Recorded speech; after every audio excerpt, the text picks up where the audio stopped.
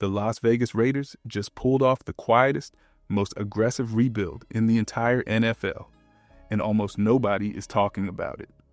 While every major network was busy manufacturing drama around the #1 overall pick, this front office was stacking the roster piece by piece with a level of precision that should genuinely scare the rest of the league.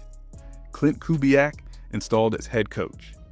Tyler Linderbaum signed to the richest center contract in NFL history. Quay Walker and Nakobe Dean added to a defense that was already top 5 against the run. Jalen Naylor and Derek Young brought in as wide receiver weapons that flew completely under the radar. And at the top of it all, a franchise quarterback sitting right there at #1 overall in Fernando Mendoza, whose scouting report just confirmed what Raider Nation has been hoping for all along. This is not a team hoping things work out. This is an organization that went from 3 wins to building one of the most complete rosters in the AFC in a single offseason. Tom Brady in the front office. John Spytek running football operations with 0 leaks and 0 drama. Max Crosby staying put after the entire league thought he was gone. An offensive line that went from giving up 64 sacks to having Pro Bowl talent at center and real competition at every single spot. A defensive front 7 that can stop the run, rush the passer, and drop into coverage without missing a beat. 10 draft picks loaded and ready to finish what free agency started. Every piece of this offseason connects to something bigger. The protection was fixed for the quarterback, the weapons were added for the scheme, the defense was upgraded to keep games close, and the draft is 30 days away with 6 picks in the first 4 rounds. What you're about to hear is the full breakdown of how the Raiders turned the worst offense in football into a roster that nobody in the NFL wants to face. It starts with a defense that just added 2 linebackers who change everything. But before we get into that, hit that like and subscribe button for more Raiders and all the NFL content. Let's aim for 500 likes on this video. Last season, the Las Vegas Raiders defense was already one of the best in the NFL at stopping the run. Top 5 in yards, allowed per carry. That is not a number you just stumble into. That is elite level production from a group that was fighting with one hand tied behind its back because the offense could not stay on the field. Dead last in points per game. Dead last in total yards. Dead last in rushing touchdowns. The defense kept showing up, and the offense kept sending them right back out. Now picture what happens when you add 2 linebackers who do not just fill gaps, they destroy everything that comes near them. Quay Walker spent 4 years with the Green Bay Packers, so there is no guessing with this man. You know exactly what he brings. Sideline to sideline, speed, the ability to shed blocks in the open field, and a nose for making tackles behind the line of scrimmage. He reads plays before they even develop, avoids offensive linemen like they are standing still, and finishes in the backfield. Then you add Nakobe Dean next to him. Dean is the kind of player teams lose sleep over when he is lined up as a second-level blitzer. He reads run plays like a book, blows them up for negative yardage, and when you send him after the quarterback, running backs cannot handle him one-on-one. He is coming off an injury year, but his ceiling is through the roof. Now stack those 2 behind Max Crosby, Adam Butler, Tyree Wilson, and Kwity Paye on the defensive line. You have a front 7 that can stuff the run, generate pressure from everywhere, and drop into coverage when you need it. But stopping the run and rushing the passer only works if the offense can actually stay on the field. And that starts with the guys nobody is paying attention to up front. The Las Vegas Raiders gave up 64 sacks last season. That was the worst number in the entire NFL. Their rushing attack finished dead last in yards, touchdowns, and yards per carry. None of that was a mystery. Everyone saw it. But what most people missed is how fast John Spytek moved to fix it the second free agency opened. The Raiders did not just patch holes. They made Tyler Linderbaum the highest paid interior offensive lineman in NFL history. 3 years, $81 million, $60 million guaranteed. That is not a depth signing. That is a franchise saying we are never going through that again. Linderbaum made 3 straight Pro Bowls with the Baltimore Ravens and has missed only 2 games in 4 NFL seasons. His pass block win rate at center since being drafted sits at 96.2%, second in the entire league behind only Creed Humphrey. He was a major reason Baltimore rushed for over 156 yards per game last year. Now he anchors the middle in Las Vegas, which pushes Jackson Powers Johnson back to guard, where he thrived as a starter during his first year. Add Caleb Rogers competing on the interior, DJ Glaze holding down a tackle spot, and Colton Miller at left tackle.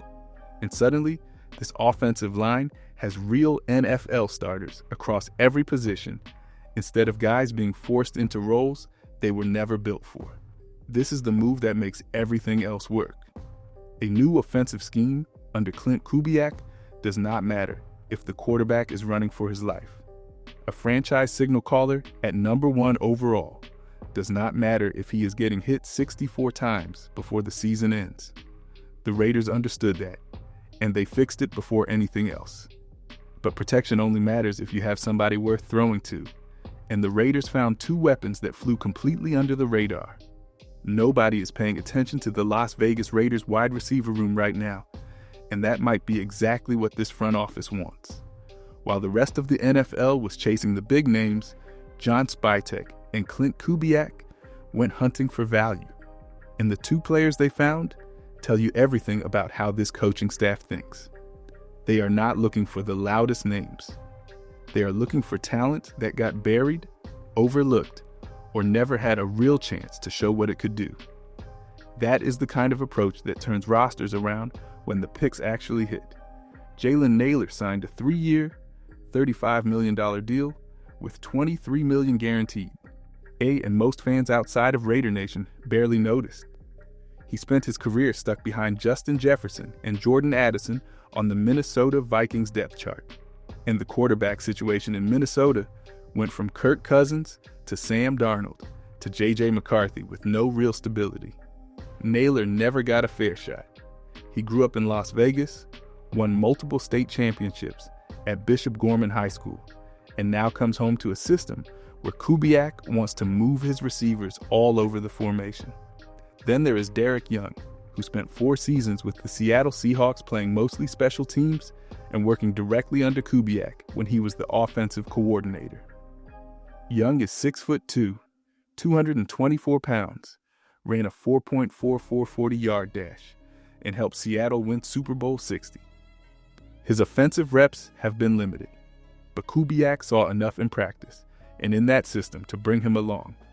Neither of these signings will make a national headline, but one of them is going to break out. And when that happens, this wide receiver room goes from question mark to legitimate threat. Still, none of it reaches its ceiling without the right arm behind center.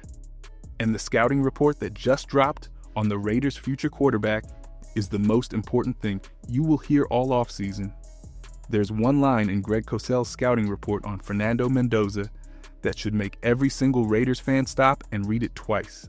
Strength of game is ball placement. He is precise with the location on all throws. That is not a flashy headline. That is the single most important trait a quarterback can carry into the NFL. You can have a cannon for an arm. You can run a 4.440. But if you cannot put the football exactly where it needs to go, none of it matters. Anthony Richardson had all the physical tools in the world with the Indianapolis Colts, and they moved on. Ball placement is what separates guys who start for a decade from guys who flame out in 3 years. Mendoza's entire game is built on it.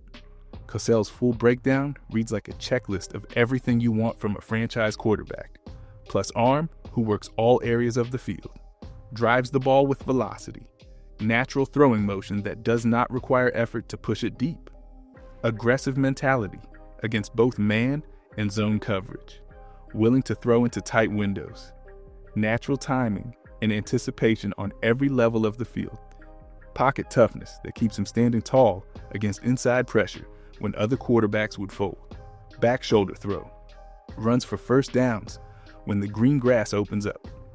At 6'5", 225 pounds, Mendoza threw for 3,535 yards, 41 touchdowns, and only 6 interceptions during an undefeated Heisman-winning national championship season at Indiana. The weaknesses Cozell found are small, specific, and completely coachable. Needs to improve pace and tempo. Occasionally broke down the pocket too early. Questions about dirty pocket handling that every young quarterback faces at the next level. Stylistically, the closest comparison is Peyton Manning, and if that does not get Raider Nation excited, nothing will. But while this scouting report was making the rounds, the media decided to create a controversy around Mendoza's name. And what happened next actually proves the Raiders are doing everything right. Dan Orlovsky went on Get Up and told the world that Ty Simpson is the best quarterback in this draft class. Not a top 5 guy, not a sleeper. The best, over an undefeated Heisman winner who just won a national championship. That is a statement so far removed from reality that it forces you to ask one question. Why would he say that? Here's what most people do not know. Orlovsky and Simpson are both represented by the same talent agency, Creative Artists Agency. That alone does not prove anything, but when Pat McAfee pressed him for actual reasons, Orlovsky's only answer was that Fernando Mendoza has never played in big games. A quarterback who beat Alabama head-to-head, he won the Big Ten title game against Ohio State and lifted a trophy in January, has never played in big games. That is the argument. That is all he had. Then the pile got bigger. Mike Tannenbaum jumped on and said other teams shared this opinion, but gave 0 sources and 0 names. Adam Schefter said he believes Simpson will be a first-round pick based on conversations with front offices, again with no specifics. Then Chris Canty suggested the Raiders should auction off the number 1 overall pick because there is no clear franchise quarterback in this class. Every single one of these takes came from the same network.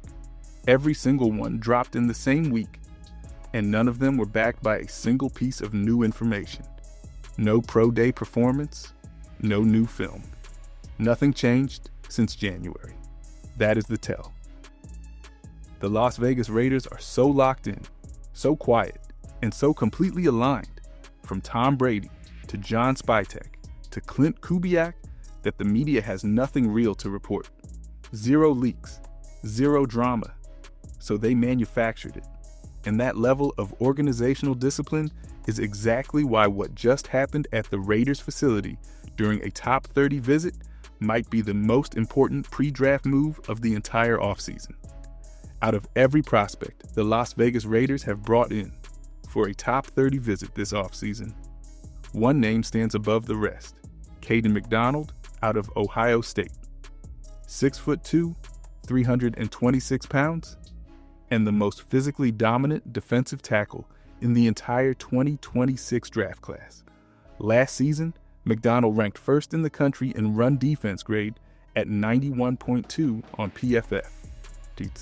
First in run stops with 30. First in tackles for loss or no gain with 16. He finished with 65 total tackles, 9 tackles for loss, 3 sacks, and a fumble recovery across 14 games. Those are not just good numbers for a nose tackle, those are historic numbers for a player whose entire job is to control the middle and let everyone else eat. McDonald himself said it best.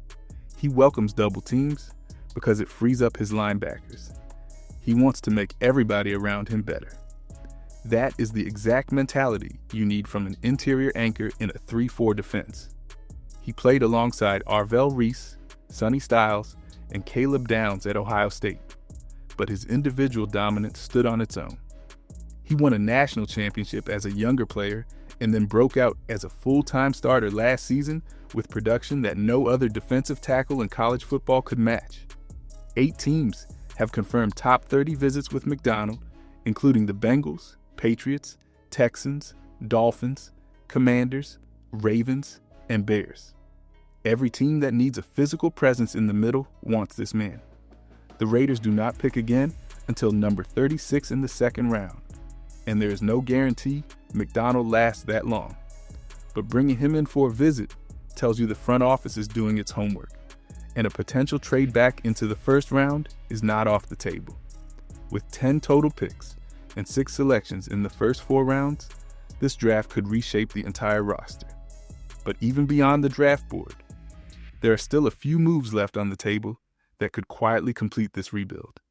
Even after everything the Las Vegas Raiders have done this offseason, there are still a few moves sitting on the table that could push this roster even further. The running back room is the most obvious one. Brian Robinson Jr. signed with the Atlanta Falcons, and he was the top free agent back left with direct ties to Clint Kubiak through the Kyle Shanahan coaching tree.